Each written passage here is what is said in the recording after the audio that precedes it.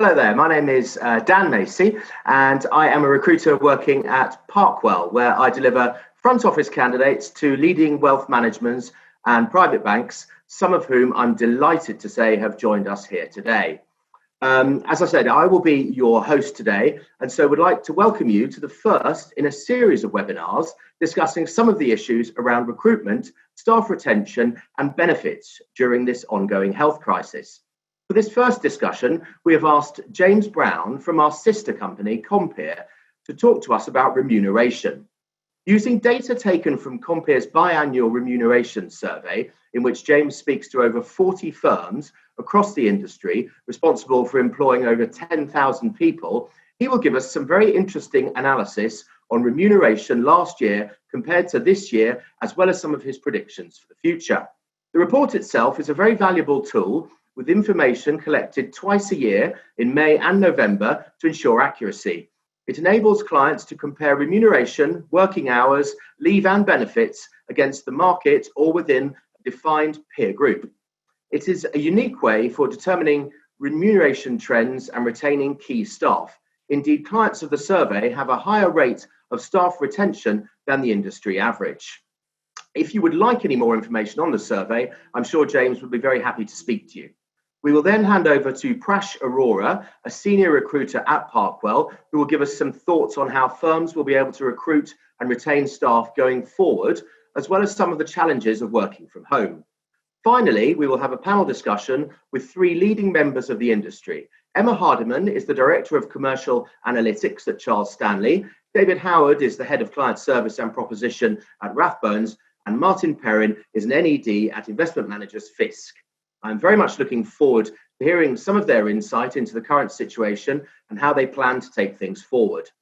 At the bottom of the screen, you will see a Q&A button. That is there if anyone wants to click on that, if they have any questions they would ask me to ask the panel. So firstly, I would like to hand over to James Brown of Compeer. Well, thank you very much, Dan, and good afternoon, everyone. And it's great to have this opportunity to share with you today some of the key high-level trends that we've seen from our remuneration survey. So the areas I'm looking to cover will include a focus on the front office. I'll be reviewing the power of London weighting. We'll also take a look at some bonus payments and how they vary across different departments, how staff turnover has changed over the last 10 or so years. I'll take a look at gender pay gaps and to see if this is actually an issue within wealth management. Then a look at the rise of pension contributions. And then to finish off, I'm going to make some predictions for the next 12 to 18 months as to how the wealth industry is going to move in a post-pandemic environment. So if we could move to my first slide, please. So to start off, I've just got a brief introduction to our remuneration survey. And Dan has very kindly covered a lot of these details already, so I don't intend to spend much time on this slide. But he mentioned that the survey is run biannually, and so we collect data at the end of May and November. So always ensuring that figures are presented are as up to date as possible. But a key differentiator between our survey and others out there is that we solely focus on UK wealth management firms. And so there's no risk of any skewing from other businesses in financial services, such as the investment banks. Therefore, all firms that take part in the survey can be assured that they are being compared with their direct competitors. And we cover roles across the entire business. So there's over 110 roles currently, and it covers front, middle and back office, as well as key director positions. And consistently, we have over 40 firms participating, and there's by no means any restriction in terms of the size in order to participate. So we have firms with less than $1 billion of assets and others with well in excess of 30 billion. As after all, when it comes to recruiting staff or potentially losing staff, all firms are competing with one another. And in the latest survey, so collecting data as at November 2019, we had a total of 10,337 individuals included. So this number has been steadily increasing over the years, and so it's approaching 1/3 of the industry being analysed. And the final thing I wanted to add for this slide is that our service is very much all year round. So if firms ever have any queries and want to know what other firms are doing on any kind of HR topic, we're always more than happy to run ad hoc surveys circulating questions among our participant base. So let's now dive into some of the data. So if we can move on, please. So being a webinar on remuneration, I had to share some of the latest packages being offered by firms. And so what better place to focus than the front office? It is, after all, by far the largest cost base for wealth managers, with front office staff costs alone amounting to 36% of all costs, and that's in 2019, or another ratio being it's 28% of all revenue earned. And here we've got 10 roles from the front office, and the first 5 relate to various levels of portfolio managers.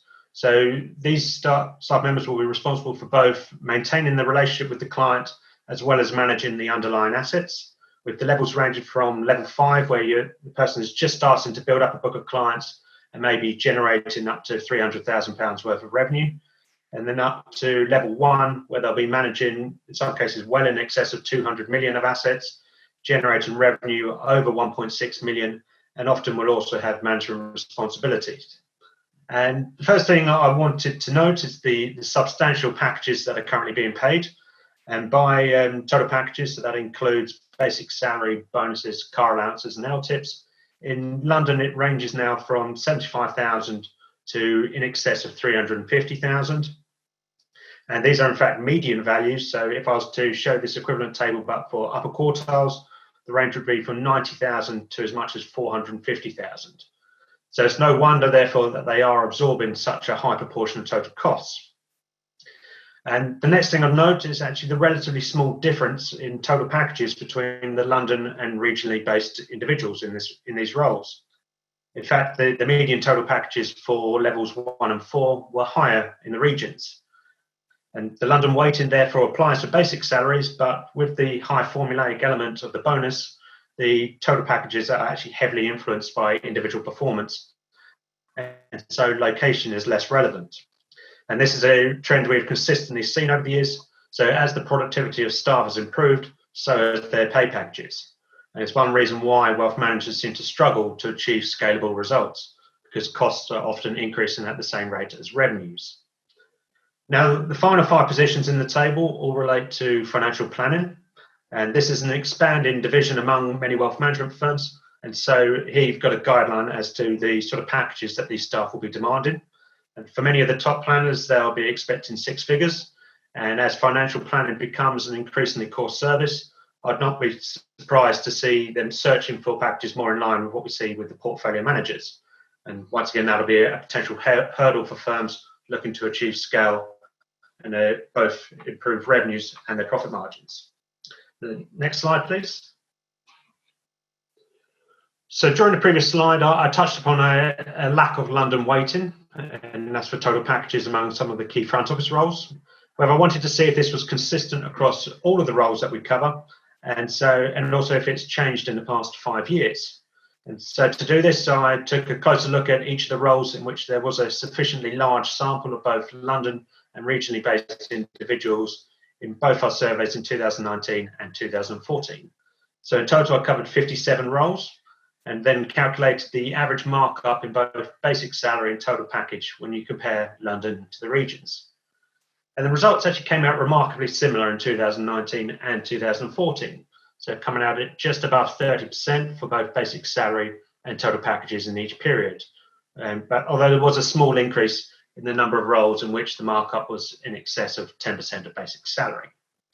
So the London weighting very much exists in wealth management, and it's very much that the portfolio managers are in fact a minority in being an exception to this trend. However, I cannot see this continuing into the near future, and I'll explain in greater detail towards the end of my presentation, but I expect the emphasis on London weighting to reduce going forward with more staff working from home, and so therefore being unable to necessarily warrant the higher London pay as location is to become more irrelevant. Next slide, please. Well, we now move on to bonus payments and how these vary by department. And so in the yellow boxes, you have the average bonus percentage. So that's as a percentage of basic salary. And it's for all individuals within roles within each department. And I should also state that these figures have been calculated whilst excluding those individuals which didn't receive the bonus. And then in the green boxes, we have the proportion of staff in each department that received a bonus. So, for example, for the front office, just over 4 out of 5 individuals got paid a bonus, and of those, it averaged 72% of their basic salary. And these two values massively stand out from the crowd when you look across the departments. And given these individuals among the highest paid in terms of basic salaries, when the bonuses are paid on top of these, it's clear how significant the front office is in terms of influencing a wealth management firm's costs and therefore impacting the bottom line results. It's even more so then when you compare it to other corporate roles, which include individuals that oversee the entire business, such as the CEO. And if you then move into the back office roles, what you see is a significant decline in the bonus values, although the proportion of individuals receiving a bonus remains pretty similar, as many firms pay bonuses across the board. But the other department I really wanted to bring some emphasis to on this slide is the front office support and the middle office. And I fear that these, in some cases, are being undervalued by firms, with them receiving the lowest bonus percentages at just 13%, and also having the lowest proportion of staff even receiving a bonus. So you've got over a third did not receive a bonus in the last round. And although these are largely admin and support roles, often they will still be a point of contact for clients on a day-to-day basis for any queries they may have. And so I ask, is it right that there should be such a void when you compare their pay to that of the front office professionals? And I certainly agree that the basic salaries will be substantially lower, as these are not qualified staff. But I cannot see a reason why their bonus as a percentage of basic salary cannot be at a similar level to that of the front office. After all, they will have a direct influence on the productivity of the front office team that they're supporting. And so should there not be a formulaic element in their bonuses as well? But next slide, please. Well, one obvious reason why firms are paying higher and higher salaries, and particularly in the front office, is to prevent staff from leaving or to try and lure staff from competitive firms. So here I take a look at voluntary staff turnover percentages over the past 14 years. And these are the median values across all participants within our winter surveys, with the voluntary staff turnover representing a 12-month period to the end of November each year. So prior to the financial crisis in 2008-2009, we saw relatively high staff turnover of in excess of 10%. Then the market crashed, and I sense people were just glad to keep their jobs. And so turnover halved in the space of a couple of years to 5%. Since then, though, we've seen a gradual pickup in turnover, and it reached 12% once again in the latest figures, with some firms actually reporting turnover well in excess of 20%. And so over this period, there has been steady growth in the sector. And so as firms have reached record revenue levels, it's possible that they're increasing their budgets for sourcing the best talent from their competitive firms. Also, there's been more wealth management startups, which often coincide with staff moving from more established firms as they seek a new challenge, or indeed a very healthy welcome package. So then what lies ahead for 2020? Well, the markets crashed once again during the coronavirus pandemic, and so if the past is anything to go by, my prediction would be a slowing of staff turnover. However, given the source of the most recent crash and its severe implications, I actually expect it to have a larger and longer lasting impact on the working cultures of firms. And so if firms do not adapt and embrace these flexibilities, then possibly the turnover will remain high. On to the next slide, please. Well, now I'm going to move on to the hot topic of gender pay gaps. And the question I'll try to answer is it an issue within the UK wealth management industry? Well, the good news is that I actually do not think it is as big of an issue as it may be in other industries, based on my analysis. So I took a large sample of roles, all of which had at least 10 males and 10 females within that role, and then calculated the average basic salary for the men and compared it to the equivalent figure for women in the same role. And across all the roles that I reviewed, the average basic salary for a man was just 5% higher than a woman. So this does signify some form of gender pay gap, but it's not necessarily as high as some may expect. Also, for close to a third of the roles, the average female basic salary was in fact higher than that of the male group. And we also see a relatively even split in gender when looking at the total number of individuals employed across all the roles that are covered. However, I feel this could be a little misleading, as the main reason for these being close to each other was there's a large proportion of females in the admin roles, whereas the front office and senior management roles continue to be dominated by men. And that's why in the current format of gender pay gap reporting, the figures are going to appear worse for this industry, as it will be skewed by the men in the higher paid roles. So if you look at individual roles, I don't see a significant issue with gender pay. However, the larger concern for me is the lack of females in these senior positions, which is something I believe the industry can continue to do more to address. Next slide, please. Well, to finish my stats, I just wanted to look at one major benefit, and that being pensions.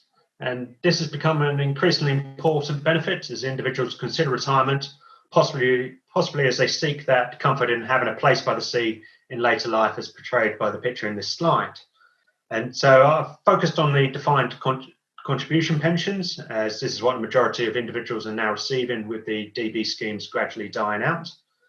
And since 2010, we see that the average DC pension contribution from firms has gradually increased from 8.19% to 9.54%. And this may not seem like a huge difference, but in real terms, it very much is, because of the rise in basic salaries over this period. And to prove that, so in 2010, all fixed staff costs, and that's basic salaries and any pensions, in the UK wealth management industry amounted to a combined £1.93 billion. And so by applying this 8.19% value for pensions as a percentage of basic salary, that gives an estimate of a total pension contribution of 146 million. And in 2019, the total amount paid in fixed staff costs had risen substantially to 2.83 billion. And so by using that same methodology, but taking 9.54% this time, it gives a total pension contribution of 247 million. Therefore, the total contributions made into pensions by firms has risen by an estimated 69% since 2010, which is a far more noteworthy figure. And the other two figures I wanted to mention that are on this slide is that we have over half the individuals receiving more than 10% into their pension, with a small sample, but still 2% receiving a substantial contribution of in excess of 20%. So this clearly is a benefit that more firms are increasing their focus on, and it can have a material impact for the individual when considering whether to join a firm. Next slide, please. And so to wrap up my presentation, here are some of my predictions as to what lies ahead for the next couple of years in wealth management. Lockdown will have caused a major change in the way firms operate, and I can only see this culture shift continuing into the future. And so even after lockdown, many staff will be looking to continue to work from home for larger periods of the year. And so firms will need to be more open to flexible working arrangements or risk losing their key staff.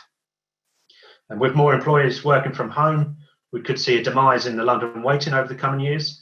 After all, location will no longer be an issue, as staff will be scattered across the country, depending on where they live.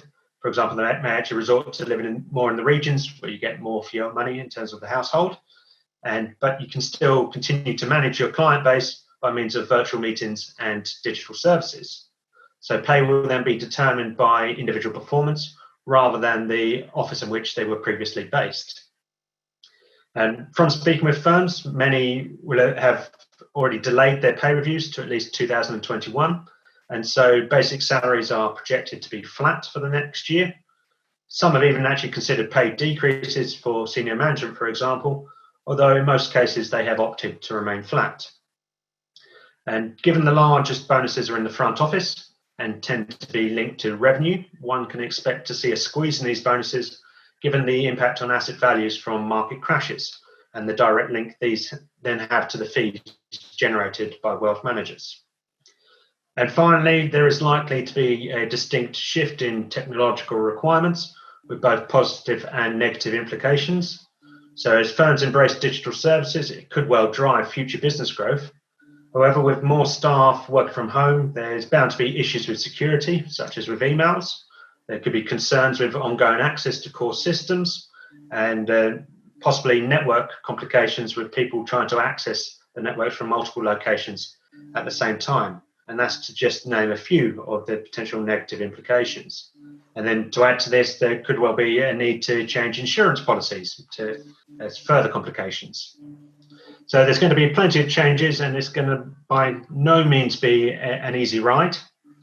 Well, thank you very much for listening, and I hope you found some interesting takeaways from my presentation.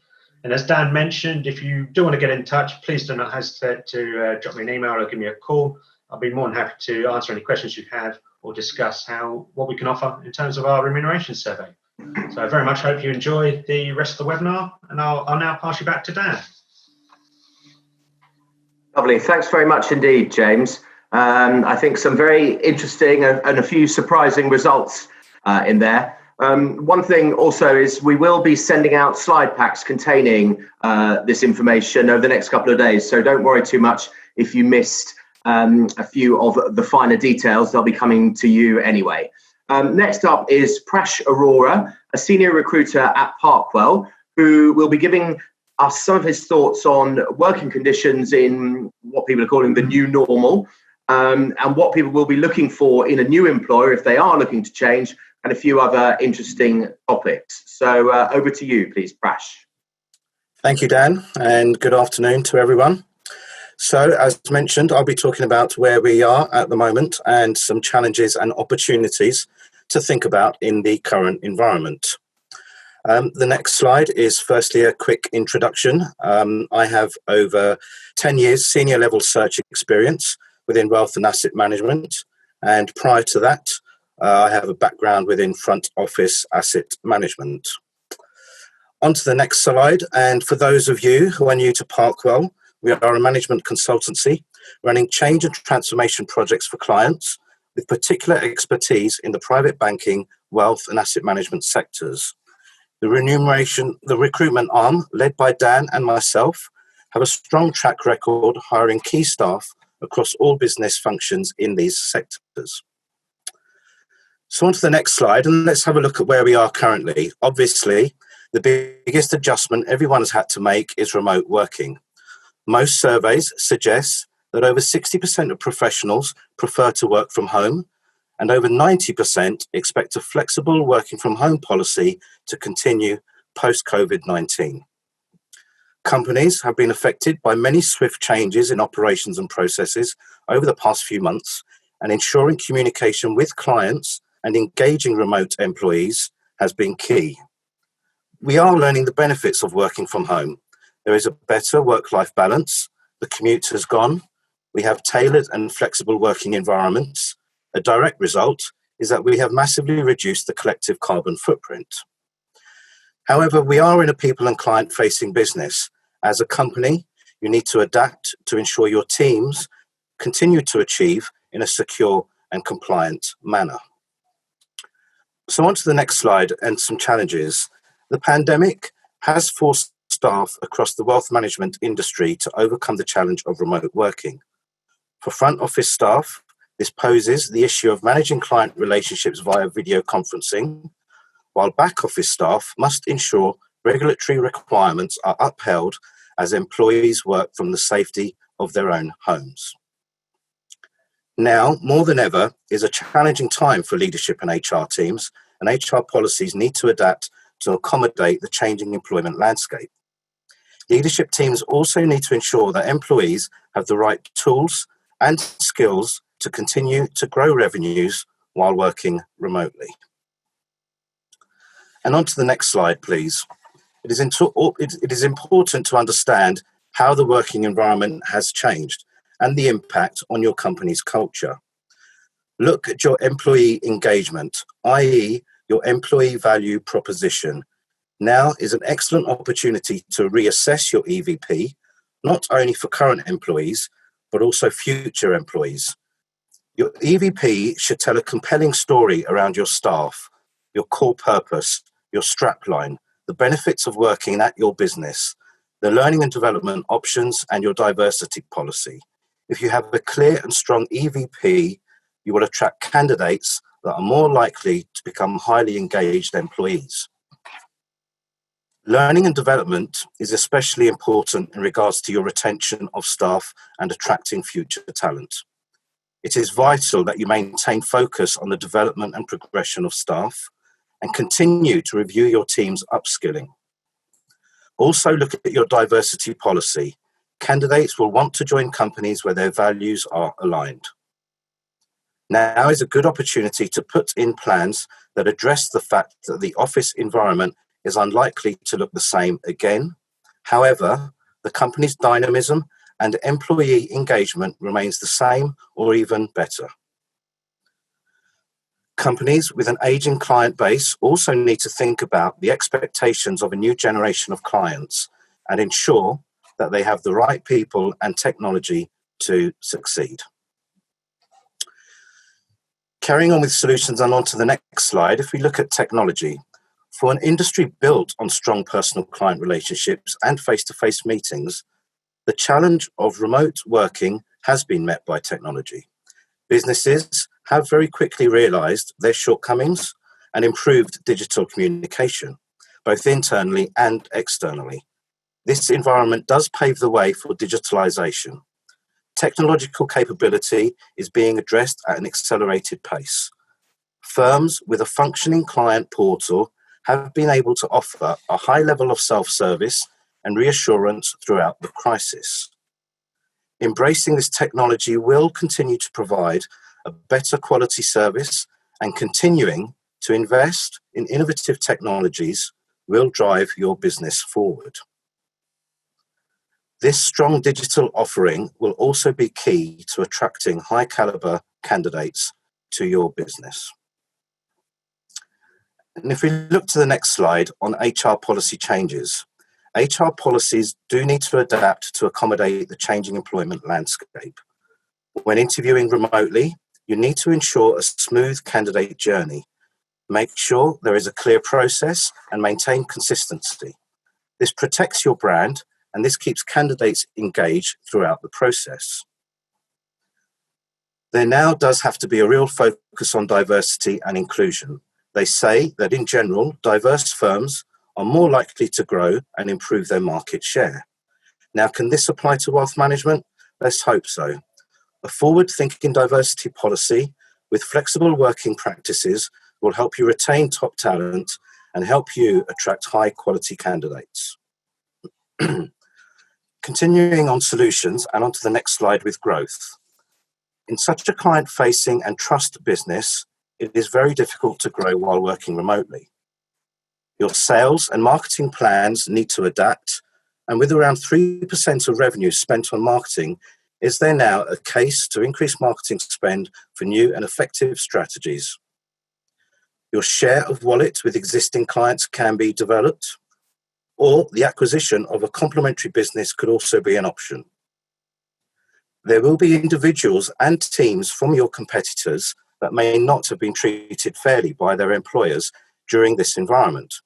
And that could be an excellent opportunity to land a high-performing team that complements your existing offering. Adapting to remote working also removes previous geographical constraints of your talent pool. This could be particularly important for wealth managers with a regional presence.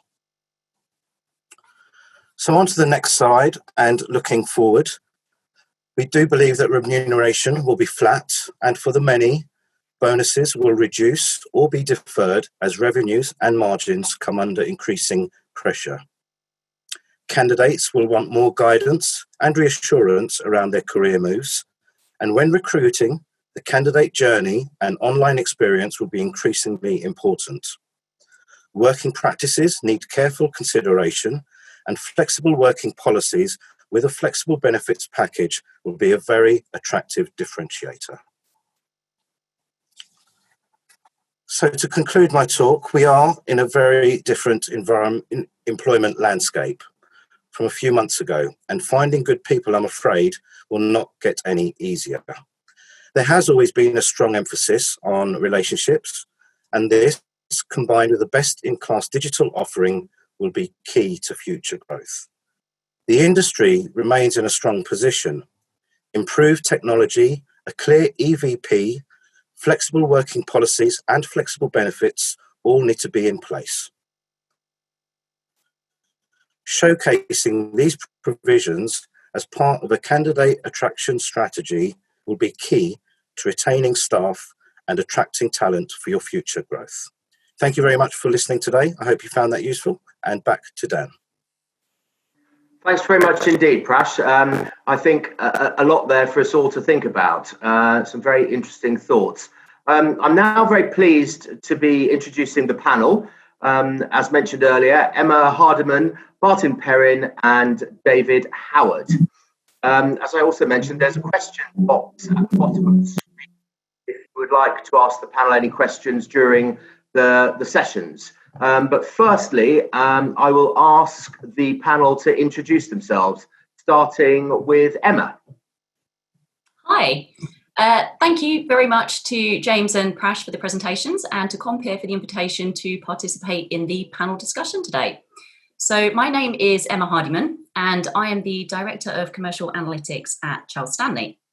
My role is actually newly created, and my team and I focus on using market and Charles Stanley data to provide the executive committee and the board with insight that helps them with data-driven decision-making.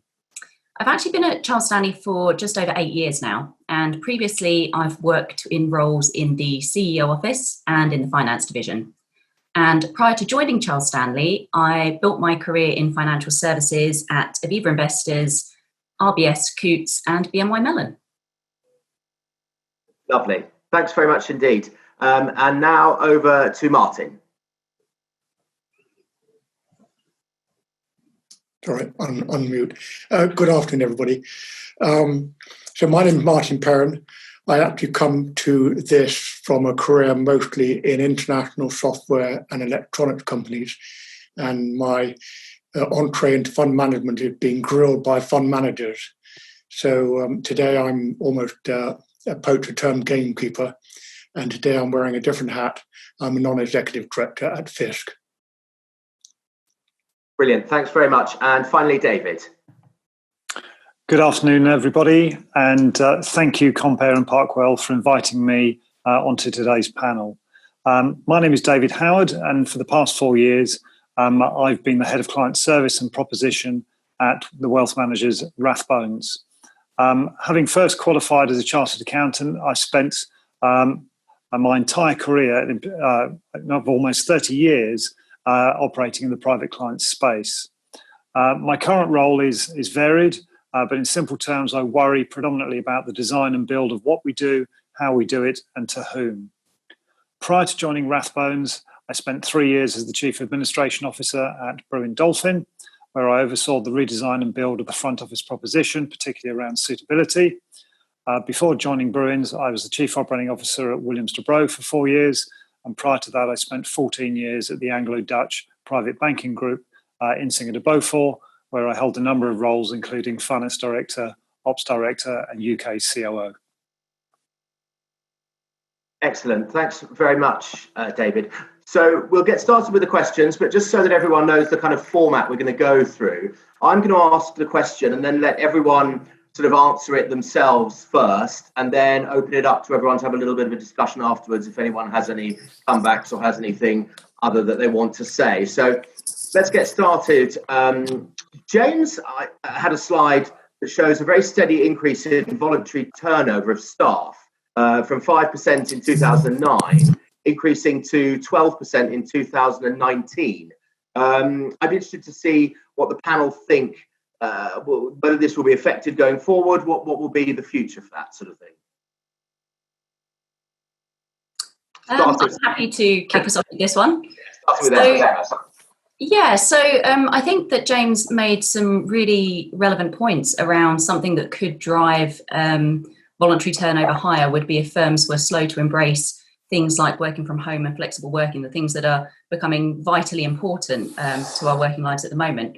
But I actually believe that on the whole, we will see lower voluntary staff turnover. And primarily, I think that because I think that those fortunate enough to be in secure jobs at the moment may view a career move as potentially a risky option in light of the current economy, and especially the uncertainty surrounding what's happening with lockdown and a potential second wave of COVID.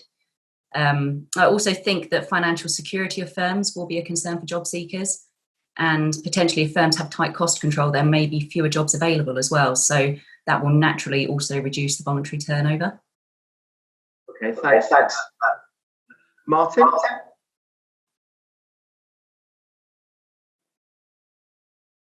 Sorry, unmute again. I think there are always plenty of people who are looking out to move a job and better their lot, and we're continually on the lookout for new people. So I don't think there'll be a lot of change. I do think my answer might well be skewed by the fact that I know several people who've successfully changed job during lockdown, including 2 young relatives. So I think people will carry on moving. Okay, thanks very much. And David? Well, I think we're in unprecedented times with COVID-19, and it's pretty much thrown everything on its head, and including the wealth sector. So we've all been forced into establishing new ways of working. Although many firms like Rathbones, we've had to adapt the way we work, and we found new ways of working. We are still only a few months into this brave new world. And as a consequence of that, there's a huge amount of uncertainty, I think, that still is around the marketplace. And as Emma mentioned, we potentially could have another lockdown, national or local, as a result of a second spike. That obviously, we're talking about a lockdown-induced economic downturn in many sectors. And of course, the word we haven't mentioned yet is Brexit. That's going to be hitting us soon. So there's a huge amount of uncertainty around the place. And personally, I think all of these factors are likely to create a dent in personal confidence generally about individuals. And so I think that will in turn potentially moderate people's behaviours, meaning I think that they will be less likely to change jobs. So overall, I think there will be a slight reduction in staff turnover. Okay, excellent. A lot to think about there. Thanks very much. Did anybody have anything else they wanted to add to that, or shall I crack on with the second question? I'll go for the second then. Prash illustrated several areas where firms will have to change post-COVID. Does the panel think there will be significant changes at their firms, or will they try and stay as close to the normal as possible? And why don't I start with Martin this time? Well, I think we're always changing, and that's one of the things you try to do. I think some of the action items we've had have been much more straightforward than others. So, for example, I think the IT aspect of it has been quite easy for people to respond in the last few months. And of course, you want culturally an environment where everyone is keen to keep their skills polished. And I think the lockdown has made us much better at being paperless, which is also a good thing.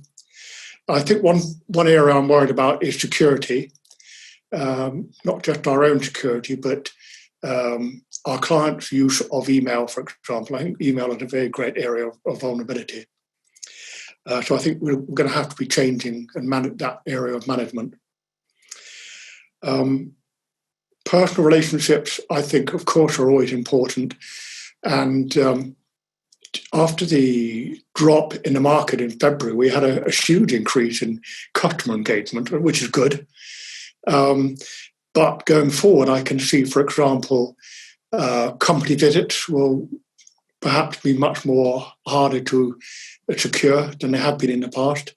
And I don't think that's a good thing. So I think we will need to work on how we engage with the companies we invest in more.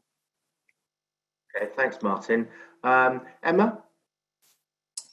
Yeah, okay, so I believe that firms actually will definitely have to change as a result. I don't think that it will be an option to remain as we are. That's in order to serve the changing needs of the existing clients that we have, and also the demands that we may get from potential new clients as well. And in particular, whilst we have been working on a number of different areas at Charles Stanley, I think it's fair to say that team to team, there was quite variability around the progression of acceptance and support of things like working from home and flexible working. It was certainly more the norm in some teams than others. And those that in the past have been slower to embrace those sort of changes have definitely been accelerated as a result of COVID. So we're already seeing a lot of changes, and we're keeping close to our staff as well in terms of doing pulse surveys. And we're looking to understand what's working really well during lockdown. What are the learnings that we can take into our new working life, whenever that might emerge. And we've actually got an internal project running in order to capture this so that we can ensure that we take the best out of this. We've actually been as well incredibly adept with areas like learning and development. So it was interesting to hear Prash talking about that. Certainly our training teams have adapted very quickly to get online training and role-specific training out to people where it's needed. And probably the biggest change is the way that we're communicating with our clients. We're much less formal as a result. We've set up a community for clients and staff, and it's been received really, really positively. And if I refer back to the points that Prash specifically highlighted, there was 4 areas. In my view, probably the most important of the 4 is culture, because shifts in culture are gradual, they take years to embed, but obviously it underpins absolutely everything that we do. So from that perspective, whilst I understand that there are unique challenges around all of the other areas highlighted, I think the one really to crack is culture. Okay, excellent. Thank you very much, Emma. And David? Yes. Do I think these changes will continue? Absolutely. I don't think we have much of a choice. As many staff will continue to want to work from home, even in a post-lockdown environment. And so as a consequence, there's been a significant shift in working practices with the advent of home working. As my 2 colleagues have mentioned, we've had to find new ways of doing things, new approaches to things, etc., which has been fascinating. So being forced to adapt quicker and to go to places outside of our sort of natural comfort zone has been quite a revelation, I think, for an organisation like Rathbones. Overall, I think we found that it's actually not quite so bad over there, and actually we quite like some of the outcomes of remote working, and perhaps we might not have got to where we are, certainly not in the time frame, with all the people intact, if it hadn't been perhaps forced upon us. Many of these changes clearly have been adopted out of necessity to address, short-term requirements. We've had to keep the business going. We've had to keep the lights on. And in certain respects, the longer-term impact of home working, albeit we're all embracing it, saying this is great, the long-term impacts are broadly unknown at the moment, particularly around things like health and well-being. Working a lot from home, that casual pint after work, your social contact that you have with your friends. I mean, I don't know about you, but having the virtual glass of wine with friends doesn't sort of seem the same as actually, sitting in the same room and chatting with them face to face. And as we know, communication is more than just a visual image. There's lots of other ways of getting that communication across. I think also the point I think that Emma made around culture, and particularly around the personal contact. We're a people business. We're people in terms of the inside the organisation, our greatest assets, and of course the interaction with our clients. So the evolution of those communities in a remote working environment will be fascinating to see how that will work over time. And to a certain extent, we have no idea really how they will fare, and only time will tell. Training that was mentioned earlier. Our training team, our learning and development team have been fantastic. We've conducted a significant number of training events remotely, running various webinars and logging in and doing computer-based training, so that's gone very well. We've also rolled out some collaborative tools. Microsoft Teams was something that was on the blocks, but we forced that out into the business, and that's landed pretty well. We've also been accelerating enhanced encryption of communication, echoing Martin's point around the security between us and our clients. So again, that's been a key factor for us. And we've even actually, talking about the growth agenda, we've managed to host a number of marketing events remotely with clients and also professional parties as well. And just going into lockdown, we managed to run our Rathbones Folio Prize for authors remotely, and that was a great success. So these things can be done, but they just need some thinking. Okay, thanks very much indeed. I've got a question here. How does your firm differentiate itself in order to find the best candidates in the market? Something I suppose will be key if you do want to hire new people is making yourself sort of slightly different in the market. Perhaps we could start with Emma on that. Yeah, absolutely. So with Charles Stanley, our primary differentiating factor is our proposition. So we do offer a true holistic service to clients. We have an investment management division, financial planning, and we can offer trade execution as well. And obviously a combination within there to include a whole holistic wealth service. We also give our investment managers autonomy over client portfolio construction, which makes us unique as well. It really is a bespoke service. In terms of how we're differentiated within our market as well, I would say that our client survey results are probably something to pick out here. We achieve fantastic net promoter scores. Our clients are incredibly happy. So that certainly makes it a desirable place to be as well. And internally as well, we've got a fantastic package that we offer to people. We've got a comprehensive range of benefits. We're constantly reviewing these, and one that I've personally benefited from recently is our improved shared parental policy and maternity. So that's been something fantastic to take advantage of. So I would say those are probably our primary differentiating factors. Okay, thanks, Emma. And Martin?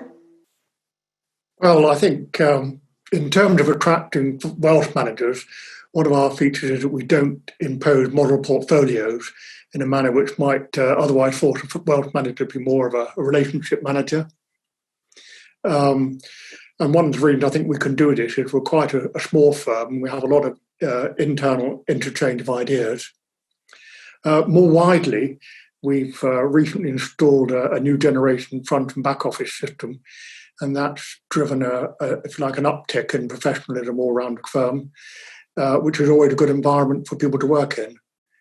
But I think at the end of the day, a personal recommendation is always a good way to find people and for people to find out how to join. Okay, thanks very much. And David? Well, I'd like to echo certain aspects of what Emma said. I mean, our proposition again would be something that would resonate very well with the investment management community. Our investment managers are empowered to deliver high quality portfolios at the coalface with their clients, unique to those clients' circumstances, subject to some controls, obviously. We don't have a centralized investment proposition per se. We obviously provide significant support to investment managers through centralized research, through our LED philosophy, which resonates very well, alongside some high quality front office technology that we deploy, which is in-house technology, which is very attractive and appealing to investment managers. But more widely, what we like to do is we like to forge long-term relationships with our staff, just as we like to do with our clients. And we do this by investing in our staff. We like to see people develop. We like to support their career development, particularly at the younger end of the spectrum. We have a graduate recruitment program and an apprentice program, and both of those have been very successful in bringing on some fantastic talent within the organisation. We set standards of qualification for the professional staff above the regulatory minimums. So again, we're encouraging people to be the best they possibly can be. We conduct staff surveys and staff engagement surveys to assess whether or not we're doing the right thing through our existing staff, because although, yes, we may focus on hiring new talent, we need to hang on to the existing talent we've got. And so therefore, it's not just about pay and rations, it's also about lots of other factors that makes Rathbones a great place to work. But overall, I guess, in terms of trying to attract new recruits to the firm, it's about extolling our virtues and passion for servicing clients and the development of long-term relationships, and also our corporate purpose, as well as our corporate values. You know, we want people to come and join us because they align with our corporate values of being responsible, showing courage, working together, and always being professional. Okay, excellent. Thanks very much. Time is becoming our enemy, so I think we'll make this our last question, and I think it's a very important one. The industry has a problem in terms of diversity and inclusion when hiring. Does the panel see this changing, and if so, how do they see it changing? And perhaps I'll start with Martin this time. Actually, I don't think I do see it changing. There's been a lot of talk today about flexible working, and I think we've always been a fairly flexible work practices in the firm.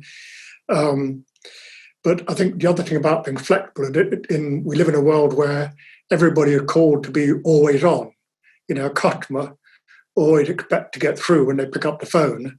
And so we need to be conscious of that and always available to people, even if we are trying to be flexible working.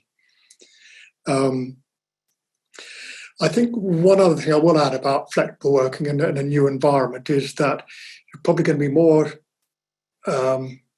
measurement of results rather than appearances or has someone worked hard. It's just going to be focused on the end result. And so coming back to your question, does that impact diversity and inclusion? Well, I can't see that it hurts. Okay, brilliant. Thank you. David? Yeah, I guess in my opinion, sort of Pandora's box is well and truly open for Rathbones. Flexible working, remote working is here to stay, and is something that we are embracing fully within the organisation. We have deployed corporate devices out to every member of staff. That's what we're working on. So we envisage this is for the long term. So from my perspective, I don't see that there would be any significant change in policy per se. It's just the fact that we would continue all of these things, over the long term. Diversity and inclusion, we are an equal opportunities employer already. We already employ various practices such as blind CV recruitment. So from that perspective, I don't think it's a diversity and inclusion point. I just think it's something for everybody. Okay, excellent. And I will finish with Emma on this one. Yeah, I will certainly echo the points made there by Martin and by David. So in terms of flexible working, agree that's something that's here for the long term, and in a very similar situation, we've been dispatching devices out to all of those who didn't already have work from home corporate devices. And I think it's essential that we have a really robust policy around working from home and flexible working, because it's not only to attract potential new talent, but it's to retain the best people that we already have. In terms of how that links into diversity and inclusion, so I can't see that it, similar to the other guys, I can't see that it would potentially change those policies, because we actually, in fact, already have some pretty robust policies around these spaces that are set by our Conduct and Culture Committee. We're members of the 30% Club. We've signed up to the Diversity Project, which is a cross-company initiative that champions a more inclusive culture within the investment profession. And it's certainly something that has been on our agenda for quite some time. So I don't necessarily see these changing as a result of the flexible working practice changes as a result of COVID. Okay, thanks very much indeed. Does anybody have from the panel have anything else they'd like to add at this point? No. I've got a question for James. Oh, okay, yeah, James. So back in when he was doing his presentation, he put up a page about the pension contribution percentage, and I wondered whether he was seeing people surrendering salary in order to have a higher pension contribution. As far as I could tell, I haven't seen a huge amount of actually sacrificing to get a higher pension. It's just more naturally the pension contributions have been increasing from the firm. Okay. Okay, thanks very much. So I think we'll end it there. There are a couple of other questions, but they're sort of very technical, and to those that asked them, we can come back to you and answer those then, and we'll or the next couple of days. So I'd like to thank everyone on the panel. I thought it was a very interesting discussion. Also, thanks very much to James and Prash, and engaging talks from them. I think one of my takeaways is that we're all going to be facing a great deal of change over the next few months and years. Some of it I don't think will be that easy, but change, I suppose, when it comes, does often bring with it opportunity, and I hope we can all take advantage of that when rebuilding businesses, the economy in a sort of positive and productive way for everyone across the country. So with that in mind, thank you very much to everyone for joining us. As I said, we will be doing a few more of these, and you will receive some more information on that very shortly. But apart from that, thank you very much, and enjoy the weekend when it comes in a couple of days' time.